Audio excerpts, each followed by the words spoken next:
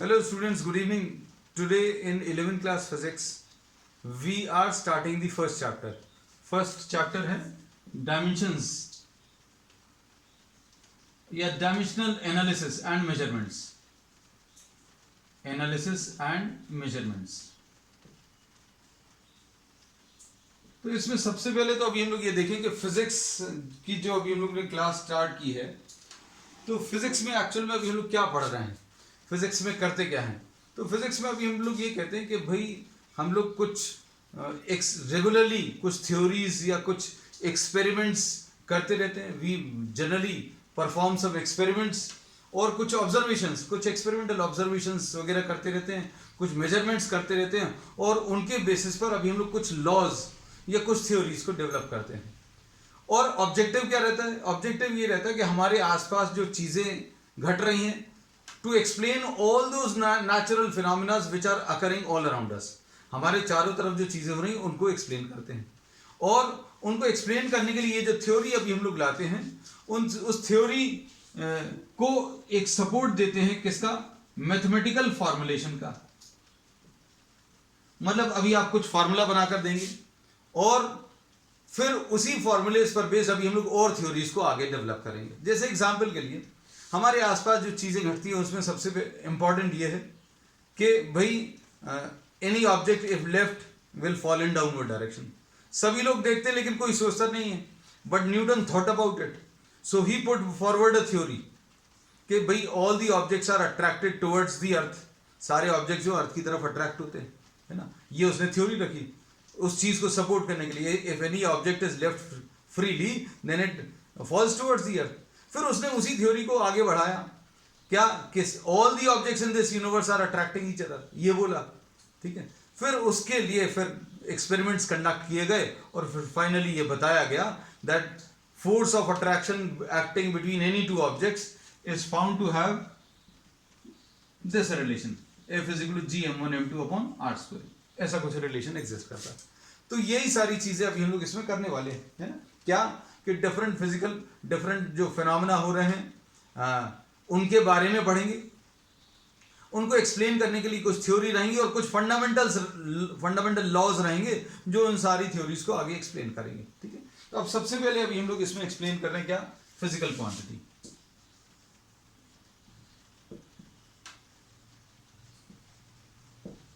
तो भाई physical quantity क्या है?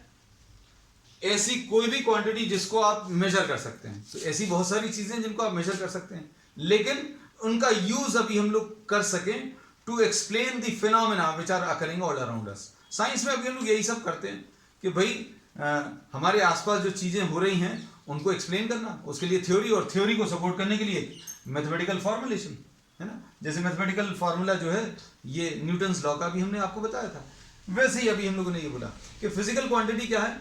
फिजिकल क्वांटिटी ऐसी कोई भी क्वांटिटी जिसको मेजर कर सकते हैं। तो ऐसी बहुत सारी चीजें जिसको मेजर कर सकते हैं, but which are useful in explaining the phenomena which are occurring all around us. ऐसी क्वांटिटीज को अभी हम लोग फिजिकल क्वांटिटीज बोलते हैं। ठीक है, अब इसके बाद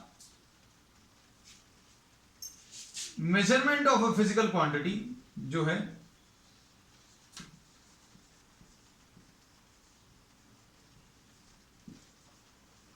नेक्स्ट टॉपिक अभी हम लोग ये लेंगे। तो फिजिकल क्वांटिटी में अभी हम लोगों ने एक एग्जांपल दे दें। जैसे अभी हमने बोला physical quantity mass is a physical quantity, mass हो गया, लेंथ हो गया, ऐसी बहुत सारी फिजिकल क्वांटिटी हैं। डिस्टेंस है, स्पीड है, एक्सेलरेशन है, दीज आर फिजिकल क्वांटिटीज, है ना। तो ऐसी फिजिकल क्वांटिटीज के बारे में अभी हम लोग पढ़ेंगे। अब नेक्स्ट जो अभी हम लोग ले रहे हैं measurement of a physical quantity. ठीक है, तो मेजरमेंट ऑफ फिजिकल क्वांटिटी में अभी हम लोग कहते हैं कि physical quantity will be defined completely with the help of what? Two things, दो चीजों की मदद से। एक तो न्यूमेरिक वैल्यू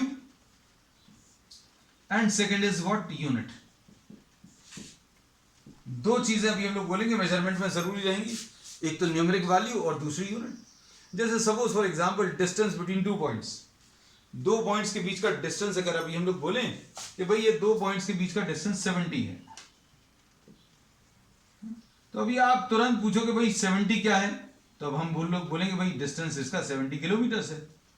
तो अब हम लोग इसमें ये बोलेंगे this is the number and this is what? The unit. So physical quantity will now be defined in terms of or will be explained completely in terms of two things initially. आगे जाकर अभी हम लोग देखेंगे कुछ और चीजें भी लगती हैं. One is what numeric value and other is unit. एक न्यूमेरिक वैल्यू रहेगी और एक यूनिट रहेगी. अब किलोमीटर कितना होता है? Kilometre is a large unit of distance, है ना. अब इसमें अभी हम लोग ये कहते हैं कि 70 किलोमीटर्स को अगर आप मीटर्स में चेंज करें तो ये सारी चीजें आपको मालूम है 70,000 मीटर्स आ जाएगा. Kilometre is a large unit, metre जो है छोटी यूनिट है. लगभग इतना अभी हम लोग कहते हैं 1 arm distance approximately can be take assume to be what 1 metres.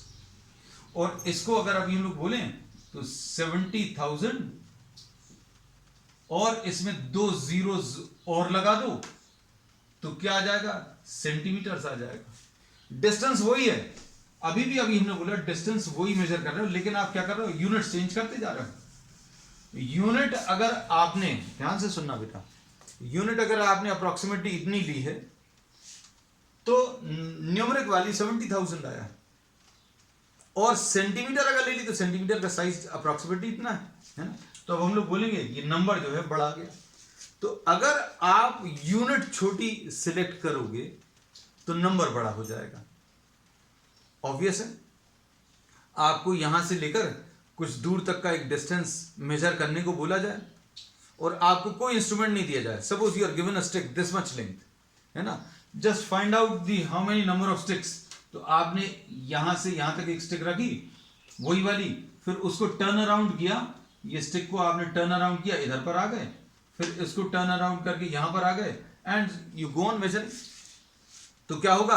आपको कुछ नंबर ऑफ मेजरमेंट्स करने पड़ेंगे, आप दूसरे पॉइंट तक पहुंच जाएंगे. अब वो स्टिक अगर आपको छोटी दे दी जाए, मतलब यूनिट जो आपको दी गई है वो छोटी कर दी जाए, तो क्या होगा? नंबर ऑफ टाइम्स जो आपको मेजरमेंट करना पड़ेगा वो बढ़ जाएगा. तो अब इससे अभी हमें ये पता चलता है कि if you are decreasing the size of the unit, अच्छे सुनना बेटा, if we decrease if size of the unit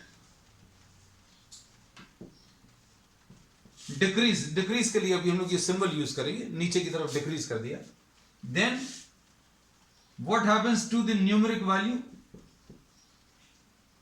Numeric value increases. शुरू में आपको अगर ऐसा लगता है तो आप लिख लेना.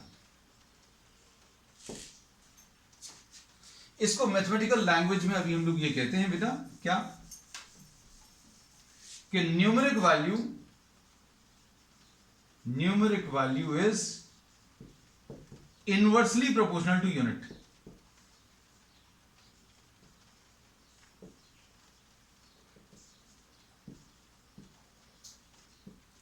न्यूमेरिक वैल्यू को सपोज n अगर लिखा है और यूनिट को अगर u लिखा है तो numeric value is inversely proportional to unit. इसका मतलब क्या है? यूनिट अगर आप छोटा करोगे, यूनिट का साइज अगर आप छोटा करोगे तो नंबर बड़ा हो जाएगा. ये देखो, यूनिट आपने छोटी कर दी तो नंबर देखो बड़ा हो गया. अब ये यूनिट अगर आपने बड़ी ले ली तो देखो नंबर छोटा हो गया. अगर आपने और बड़ा यूनिट ले ली तो नंबर और छोटा हो जाएगा. तो इनवर्स प्रोपोर्शन क्या है कि एक को बढ़ाने से दूसरी वैल्यू अगर कम हो जाए तो इनवर्स प्रोपोर्शन कहलाता है. भाई अगर आपको कोई एक वैल्यू को बढ़ाने पर दूसरी वैल्यू कम हो रही है तो इनवर्स प्रोपोर्शन कहलाता है ना. तो हम लोग इसमें बोलेंगे कि size of the unit and number ये इनवर्सली प्रोपोर्शनल है. ये अभी हमने आपको एग्जांपल में बता दिया. इसको अभी हम लोग कैसा बोलते हैं कि प्रोपोर्शनल साइन अगर आप हटाएंगे तो इसको अभी हम लोग ऐसा लिखेंगे, n इंटू यू. कैसा है बेटा? n इंटू यू कॉन्स्टेंट है ना. अब इसको और अगर अभी हम लोग लिखें तो इसको अभी हम लोग ऐसा लिख सकते हैं कि n1 u1 will be equal to what? n2 into u2. n1 u1 is equal to n2 into u2. अब n1 और u1 क्या है, n2 और u2 क्या है? तो अब आप देख लो कि भाई 1 kilometre is equal to 1000 metres. तो इसमें देखो n1 कितना है बेटा? n1 की वैल्यू 1 है, u1 कितनी है? किलोमीटर है. n2 की वैल्यू कितनी है बेटा? n2 की वैल्यू इससे कंपेयर अगर करें तो n2 की वैल्यू कितनी है? 1000 है. और यूनिट क्या है? मीटर से. तो इनवर्स प्रोपोर्शन का मतलब यह है कि n इंटू यू कैसा रहेगा, कांस्टेंट रहेगा। अगर आपको ऐसे नहीं समझ में आता तो कांस्टेंट यहां लिखने की आदत है तो ऐसा भी लिख लो, आएगा वही। n into you will be what, constant के, और n इंटू यू कांस्टेंट है, मतलब n1 u1 is equal to n2 u2 is equal to n3 u3। आपको जितने चाहें उतने लिख सकते हैं। तो अब हम लोग इसमें ये बोलेंगे कि n1 u1 is equal to what, n2 u2 is equal to what, n3 u3, ऐसा कुछ लिख सकते हैं। तो ये अभी हम लोगों को रिलेशन मिल गया क्या, किस किस के बीच में, न्यूमेरिक वैल्यू एंड यूनिट के बीच में है? अब इसमें देखो बेटा, तो इसमें मेन लाइन जो हमारे काम की है वो ये वाली है कि numeric value is inversely proportional to what, the unit. ठीक, अब इसके बाद नेक्स्ट टॉपिक इसमें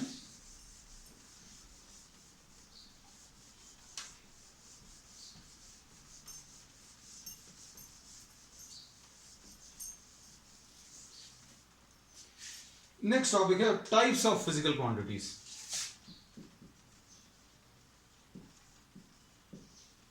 टाइप्स ऑफ फिजिकल क्वांटिटीज।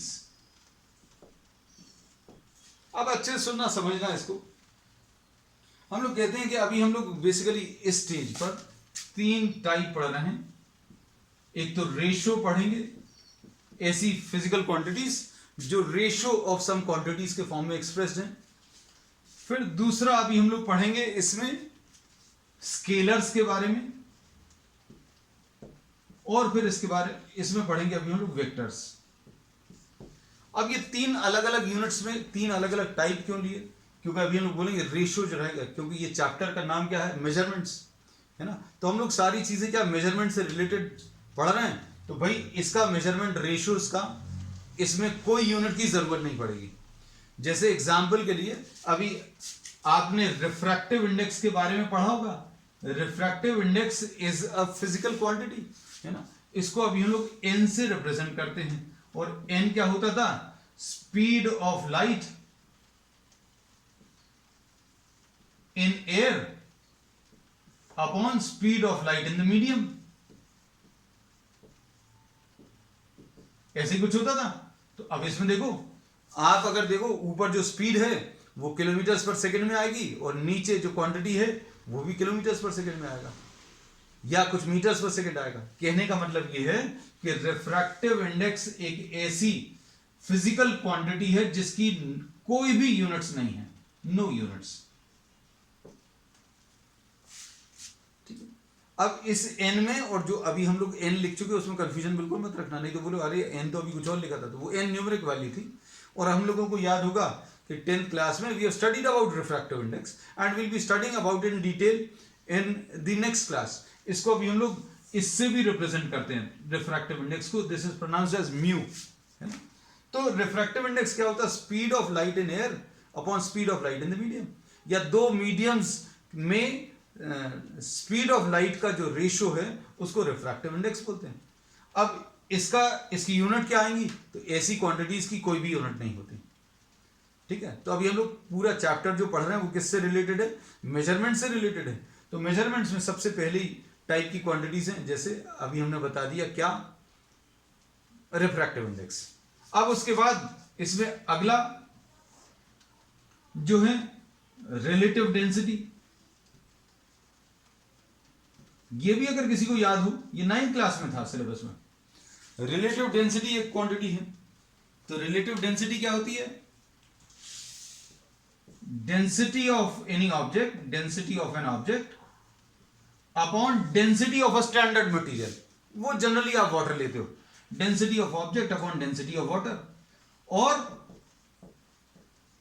इसमें अभी हम लोग ये कहते हैं density of water at 4 degrees लेते हैं ना। तो ये सारी चीजें इसमें भी अभी हम लोग बोले रिलेटिव डेंसिटी या स्पेसिफिक ग्रेविटी, ये एक ऐसी फिजिकल क्वांटिटी है जिसकी कोई यूनिट नहीं होगी। क्यों, क्योंकि डेंसिटी ऑफ द ऑब्जेक्ट ऊपर जो यूनिट आएगी केजी पर मीटर क्यूब, वही यूनिट नीचे आने वाली केजी पर मीटर क्यूब। तो ये दोनों यूनिट्स कैंसिल हो जाएंगी। तो ऐसी जो फिजिकल क्वांटिटीज हैं उनका कोई यूनिट नहीं होता। तो अभी हमने फिर से यही बोल रहे हैं कि हम लोग जो चैप्टर पढ़ रहे हैं वो कौन सा चैप्टर पढ़ रहे हैं, मेजरमेंट्स। तो अभी हमने पहला टाइप ऐसी फिजिकल क्वांटिटीज बताई हैं जिनकी कोई यूनिट्स नहीं है। क्यों? क्योंकि वो रेशो है। रेशो के लिए अभी हमने आपको 2 एग्जाम्पल्स दे दिए, एक और एग्जाम्पल दे रहा हूं, ये बिल्कुल नया है। ये क्या है? इसको अभी हम लोग स्ट्रेन बोलते हैं। This is termed as strain, है ना। इसके बारे में मत सोचना ज्यादा ये क्या चीज है, लेकिन अभी हम लोग ये कहते हैं this is what, this is some change in length, change in length upon what, original length. ये अभी हम लोग इलास्टिसिटी एक चैप्टर आएगा आगे, उसमें पढ़ेंगे कि भाई किसी भी चीज को अगर आप डिफॉर्म करो, उसका साइज चेंज करो, किसी वायर को अगर आप स्ट्रेच करोगे तो उसकी लेंथ जो है चेंज होगी। किसी रबर बैंड को स्ट्रेच करो तो क्या होगा, उसकी लेंथ चेंज होगी। तो change in length upon original length, इसको स्ट्रेन बोलते हैं। इसकी भी कोई यूनिट नहीं होती।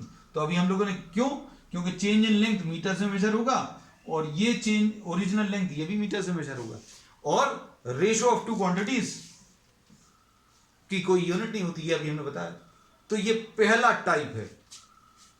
पहला टाइप क्या है? जिसमें अभी हम लोगों ने बोला कि आपको ऐसी क्वांटिटीज हैं, ये ऐसी क्वांटिटीज है जिनमें सिमिलर टाइप ऑफ क्वांटिटीज का रेशो है। So these physical quantities are expressed as what, ratio of two similar type of quantities. तो इनकी खुद की कोई यूनिट नहीं आएगी, ये पहला।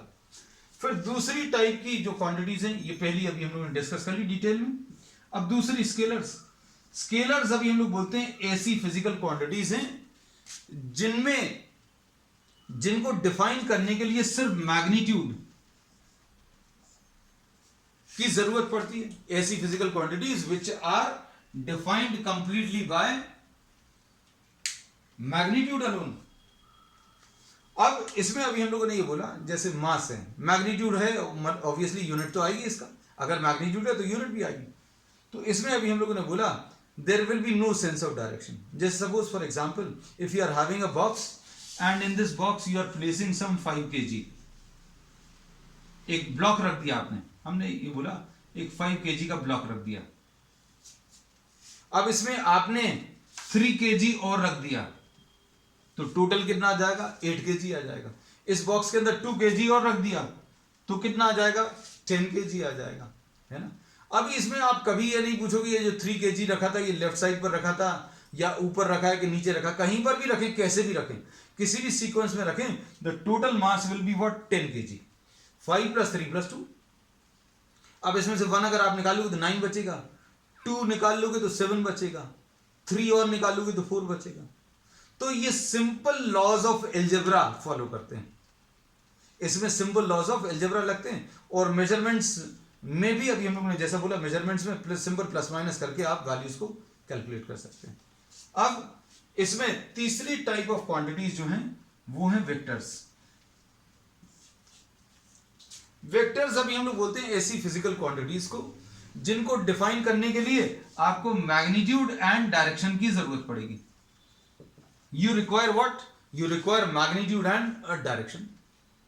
मैग्नीट्यूड की भी जरूरत है, डायरेक्शन की भी जरूरत। जैसे मान लीजिए कोई एक ऑब्जेक्ट है यहां टेबल पर रखा हुआ है, this is a book and you are applying a force of 10 newtons. तो 10 इसका न्यूमेरिक वैल्यू हो गई, ये यूनिट हो गई। अब हमने बोला इसके ऊपर 5 न्यूटन और लगा दो तो कितना आ जाएगा फोर्स। तो किसी के मन में आएगा कि भाई 15 आएगा, लेकिन अभी हम बोल रहे हैं कि 10 न्यूटन आपने ऐसा लगाया, दूसरा 5 न्यूटन हमने ऐसा लगा दिया, तो इसका जो आंसर आएगा वो 15 आ जाएगा इस केस में, 15 न्यूटन। और अगर आपने यही फोर्स जो है सेम डायरेक्शन में लगा दिया था 10 न्यूटन और 5 न्यूटन, तो आंसर इसका कितना आ जाता, सॉरी, अगर ये ऑपोजिट डायरेक्शन में लगाया तो 5 आएगा, आई एम सॉरी, ये 10 न्यूटन ऐसे में लगाया, 5 ऐसे में लगाया, तो आंसर कितना आ जाएगा, 5 न्यूटन आ जाएगा। और अगर दोनों सेम डायरेक्शन में लगा दिए तब आंसर कितना, 15 न्यूटन आएगा। अगर आपने किसी ऑब्जेक्ट को ऐसे पुल किया और दूसरे ने भी आकर ऐसा पुल कर दिया तो टोटल कैसे मिलेगा, 10 + 5, दोनों को ऐड कर लेंगे। लेकिन किसी ने ऐसा पुल किया 10 न्यूटन, दूसरे ने आकर ऑपोजिट डायरेक्शन में पुल किया तो net force will be the difference of these two. तो इसमें अभी हम लोग कहते हैं these type of physical quantities require what, a sense of direction also. अगर आपने 10 न्यूटन ऐसा लगाया और किसी ने आकर ऐसा लगा दिया 5 न्यूटन, तो आंसर कुछ और आएगा। और अगर ये 5 न्यूटन किसी ने ऐसा लगा दिया 30 डिग्रीज पर, तो आंसर कुछ और आएगा। तो ऐसी फिजिकल क्वांटिटीज को डिफाइन करने के लिए आपको मैग्नीट्यूड और डायरेक्शन, दो चीजों की जरूरत पड़ती है ना। तो इसका एग्जाम्पल क्या है, स्केलर्स के एग्जाम्पल भी बता दें और वेक्टर्स के भी बता दें। स्केलर का एक तो बता दिया था अभी हमने, मास एक एग्जाम्पल है, डिस्टेंस एक एग्जाम्पल है, स्पीड एक एग्जाम्पल है, लेंथ, ठीक है। अब वेक्टर्स जिनको मैग्नीट्यूड एंड डायरेक्शन, इनको डिफाइन करने के लिए किस किस चीज की जरूरत पड़ती है, इसको डिफाइन करने के लिए सिर्फ मैग्नीट्यूड, यहां पर डिफाइन करने के लिए मैग्नीट्यूड एंड डायरेक्शन, दो चीजों की जरूरत पड़ती है। इसके एग्जांपल्स हैं वेलोसिटी, डिस्प्लेसमेंट, एक्सेलरेशन, फोर्स, ये बहुत सारे एग्जांपल्स हैं। Will be studying about these in detail in the subsequent chapters. ठीक, चलिए अब आ जाते हैं नेक्स्ट टॉपिक पर। नेक्स्ट टॉपिक है, अब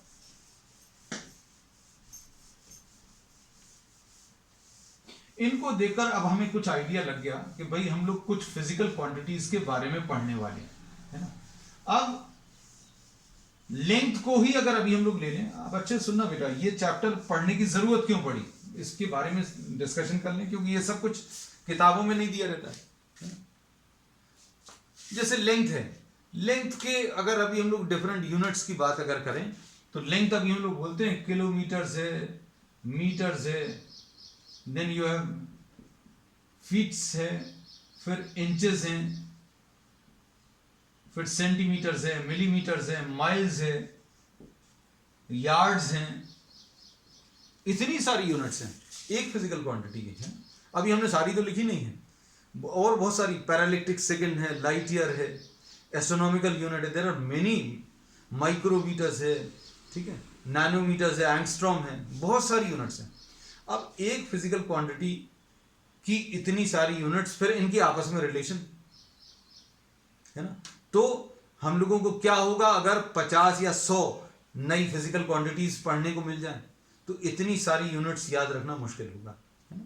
तो अभी हम लोगों ने क्या किया, एक सिस्टम डेवलप किया जिसमें हम लोगों ने कुछ फिजिकल क्वांटिटीज को फंडामेंटल मान लिया, फंडामेंटल बिल्डिंग ब्लॉक, और उनकी मदद से बाकी की पूरी फिजिक्स की फिजिकल क्वांटिटीज अभी हम लोगों ने डिफाइन कर ली, है ना। तो नेक्स्ट टॉपिक में अभी हम लोग यही पढ़ने वाले हैं, क्या, fundamental physical quantities and derived physical quantities. अच्छे सुनना और समझना।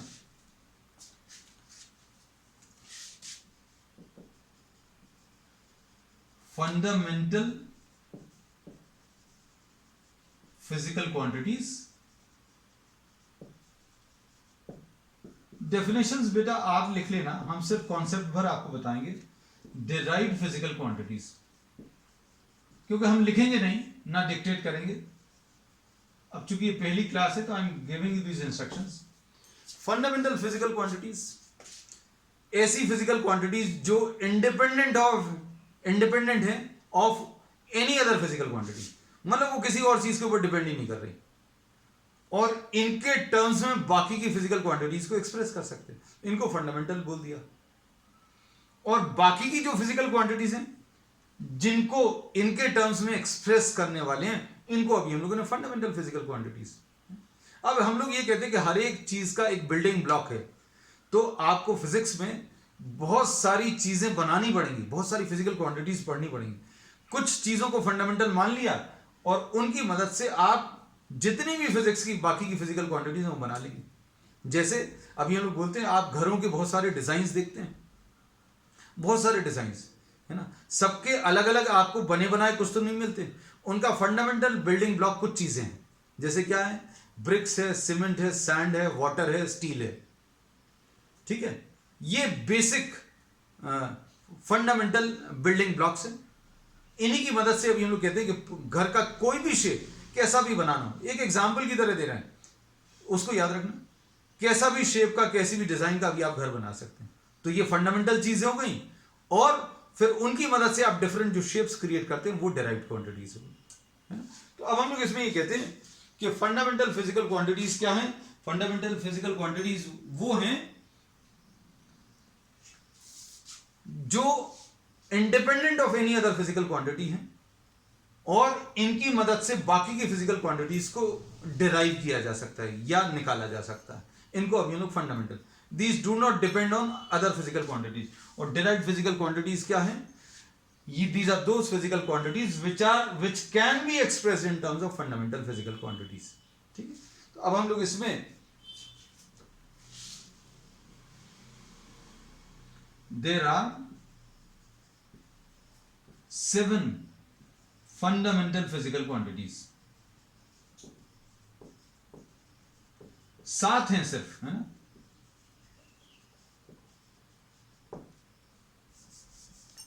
सबसे पहला इसमें है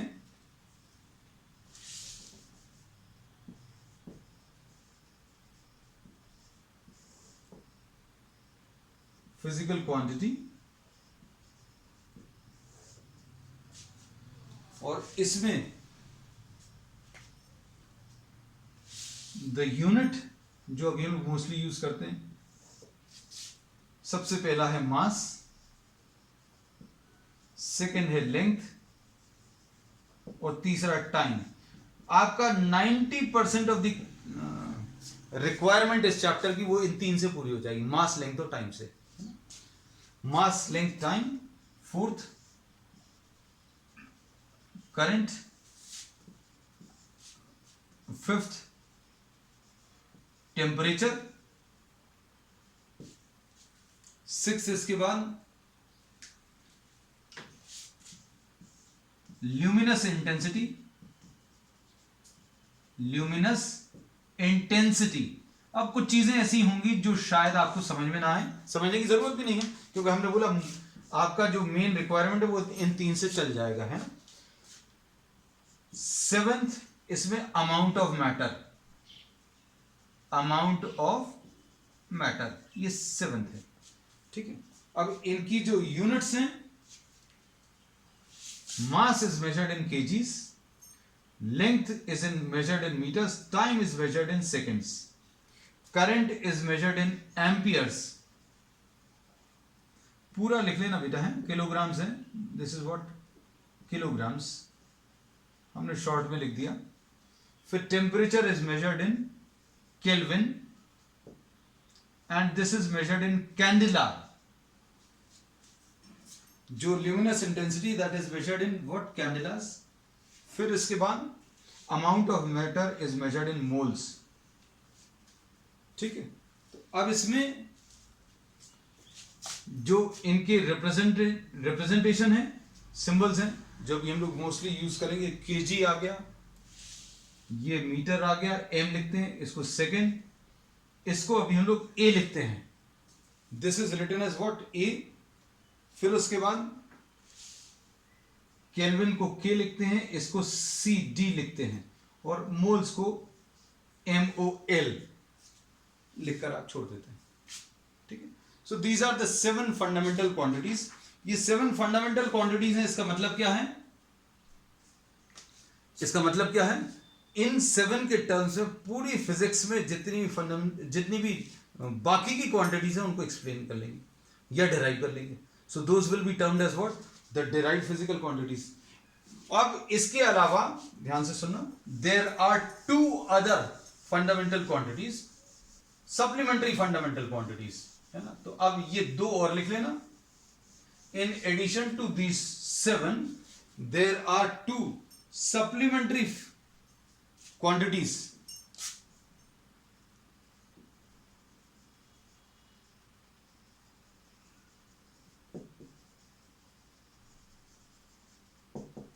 दो सप्लीमेंट्री क्वांटिटीज हैं, ये एसआई सिस्टम में यूज करते हैं। एसआई सिस्टम डिस्कस करेंगे अब आगे। ये 2 फिजिकल क्वांटिटीज कौन सी हैं? One is the angle and the second is the solid angle. Angle तो अभी हमें मालूम है एंगल के बारे में तो अभी हम लोग जानते हैं। Solid angle is what the 3 dimensional aspect of an angle. Angle का 3 डायमेंशनल एस्पेक्ट अगर आप देखें तो वो सॉलिड एंगल रहेगा। जैसे अगर आप किसी कोन को देखें या किसी फनल को देखें, ऐसा कुछ शेप अगर आप देखें तो यहां कहीं पर जो बनेगा इस वर्टेक्स पर, वो सॉलिड एंगल कह सकते हैं। लेकिन एंगल का जो मेजरमेंट है वो अब हम लोग थोड़ा सा चेंज कर रहे हैं। एंगल अब हम लोग ये जो मेजर करेंगे रेडियन में मेजर करेंगे। रेडियन एग्जैक्टली क्या है ये अभी हम लोग आगे डिस्कस करने वाले। इनका भी अभी शुरू की क्लासेस में यूज नहीं होगा, आपका शुरू की क्लासेस में सिर्फ इन्हीं का यूज होने वाला है, ठीक है। फिर इसके बाद सॉलिड एंगल का जो मेजरमेंट है वो टी रेडियंस है, ठीक है। स्पेलिंग देख लेना बेटा अच्छे से। इसका जो सिंबल है RAD अकेला लिख सकते हैं, इसको SR स्टर रेडियंस का, ठीक। तो आज अभी हम लोगों ने क्या पढ़ा बेटा, फिजिकल क्वांटिटीज के बारे में पढ़ा कि फिजिकल क्वांटिटीज क्या हैं, ठीक है। ऐसी फिजिकल क्वांटिटीज जिनको अभी हम लोग मेजर कर सकते हैं या फिर मेजर कर सकते हैं और साथ में उनका यूज कर सकते हैं इन एक्सप्लेनिंग साइंस। फिर उसके बाद टाइप्स ऑफ फिजिकल क्वांटिटी। अच्छा, फिर उसके बाद अगली चीज देखी अभी हम लोगों ने कि फिजिकल क्वांटिटी को डिफाइन करने के लिए अभी हम लोगों को 2 चीजों की जरूरत पड़ती है। One is what, numeric value, और दूसरी चीज क्या है बेटा, दूसरी चीज यूनिट है, और numeric value is inversely proportional to unit, ये देखा। फिर 3 टाइप की फिजिकल क्वांटिटीज अभी हम लोगों ने पढ़ी, कौन कौन सी। One was the ratio, second was the scalars and third was the vectors. फिर अगला टॉपिक क्या लिया, fundamental physical quantities and derived physical quantities. Fundamental physical quantities किसको बोलते हैं, ऐसी फिजिकल क्वांटिटी जिनके टर्म्स में बाकी की फिजिकल क्वांटिटीज एक्सप्रेस कर सकते हैं। और derived physical quantities, these are those physical quantities which can be expressed in terms of fundamental physical quantities. And there are 7 fundamental quantities. कौन कौन सी हैं, mass, length, time, current, temperature, luminous intensity and the amount of matter, ठीक है। और SI system में 2 और additional fundamental quantities अभी हम लोग लेते हैं, एंगल्स एंड सॉलिड एंगल्स, ठीक है। So will continue this topic on the next one. That's all for today.